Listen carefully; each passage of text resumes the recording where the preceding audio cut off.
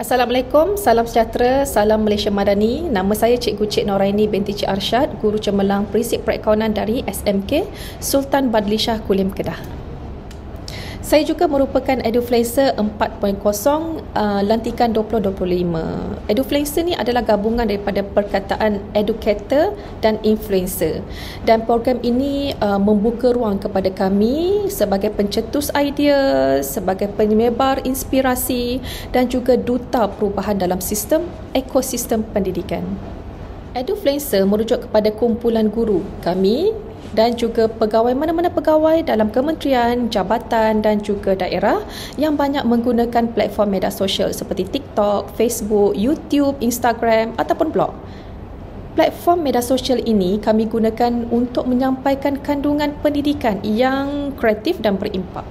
Kami bukan sekadar tular, tapi kami mempengaruhi pemikiran, sikap dan minat murid terhadap ilmu dengan pendekatan kontemporari yang kami gunakan di dalam bilik darjah.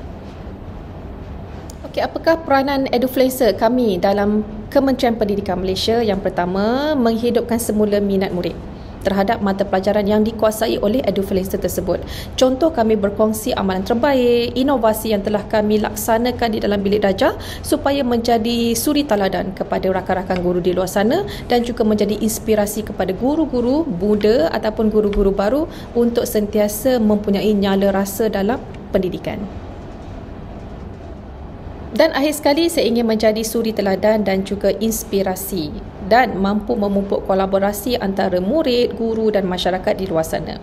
Selain daripada itu, saya boleh mendorong perubahan positif dalam sistem pendidikan selaras dengan aspirasi Kementerian Pendidikan Malaysia.